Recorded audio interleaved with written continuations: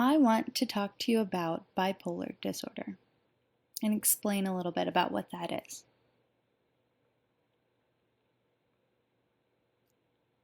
So basically, bipolar disorder is the experience of extreme highs and lows. It's normal for everyone to experience mood swings, but that's not what bipolar disorder is.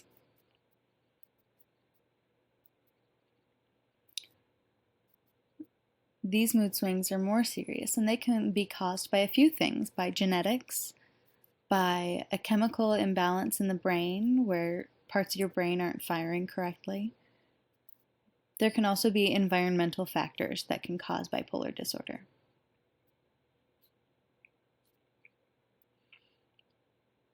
There are some ways to know if you have bipolar disorder, but commonly when you're feeling the depression effects of bipolar or manic depression, that's when you go to the doctor. You don't go seek treatment when you feel great. That's not something we tend to do. So often, bipolar disorder is missed. It's not properly diagnosed initially. For example, I myself am bipolar.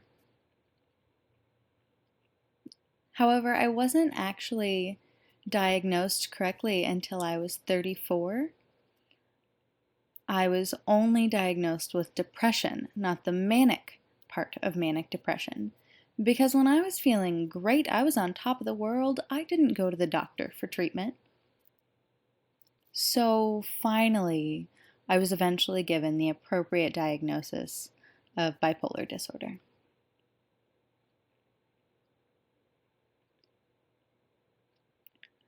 So you'll know if you have bipolar disorder based on if you feel the symptoms of manic behavior and then depression. So when you're feeling manic, you might feel high, you're unbeatable, you'll find yourself spending exorbitant amounts of money.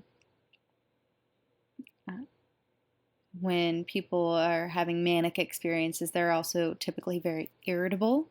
Anyone and anything can make them fly off the handle. It can also result in promiscuity.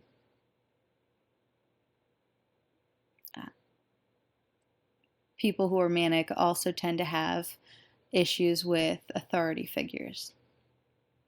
So that's mania.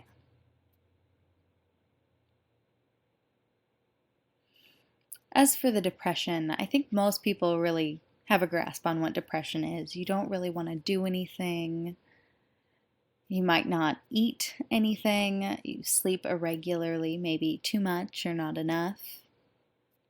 Sometimes weight fluctuation can be a factor with depression, either gaining a lot of weight or losing it. And, just the lack of desire to be around other people. You start feeling isolated, and then you want to perpetuate that isolation. You don't want to involve yourself with anyone or anything. You might think about getting up and getting showered and preparing yourself for the day, and then you think, why? What's the point? Depression can also result in thoughts of suicide.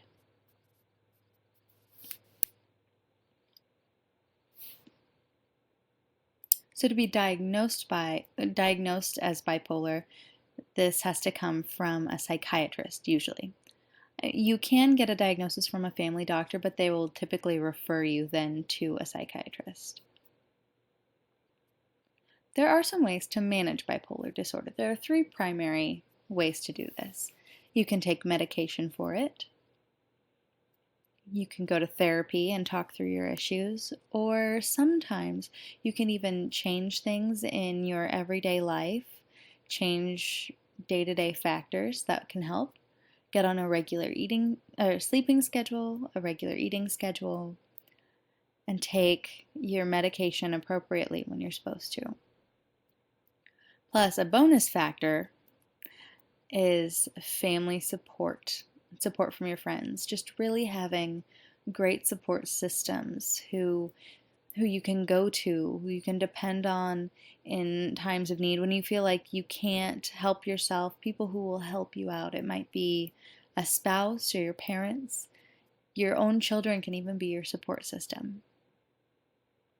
Maybe your support system is a really close friend or a boss you really trust. Obviously, you don't want to announce to the whole world, hey, I'm bipolar, everyone come help me. But to have a few people that you really trust is important. There are two different types of bipolar disorder.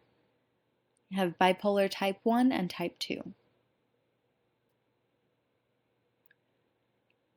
So say you go to the doctor and he just says, hey, great, you have bipolar, here's a prescription for some medication, and he sends you on your way. Then you can look on the label for your prescription, and if it says bipolar type 1, that means that your hormones have huge fluctuations between highs and lows, and that's pretty serious. Bipolar type 2 is a lighter fluctuation between moods, but I mean, it's still an important issue that you need to take care of. There's really no way to cure bipolar disorder.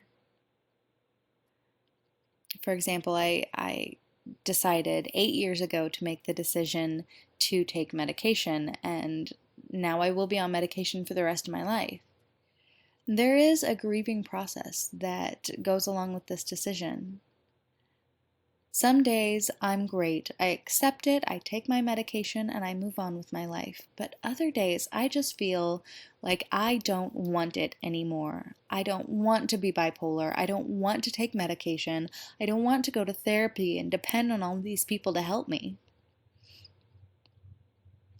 But at the end of the day, it's something that we just need to accept. The most important thing for me, maybe not for you, but the most important thing for me and for my recovery is acceptance. So I just have to step up, say, okay, I'm on medication, accept it, and move on. But that doesn't mean to accept your diagnosis blindly. You need to take action and be proactively involved in your own treatment. You need to ask your doctor what your medication is for, what's its name, why are you on it? For example, right now I'm on 6 different medications for my bipolar. That's a lot of medications, but I know the name of every single one, I know my dosage, I know why I'm taking it, and that's important. It makes you feel empowered in your own treatment. And I want to invite all the deaf and hard of hearing who might have bipolar disorder, empower yourselves. Allow yourself to be happy and accept your bipolar disorder. Now, if any of you have any questions, please feel free to email me or go ahead and leave a comment below the video. Thanks. Bye.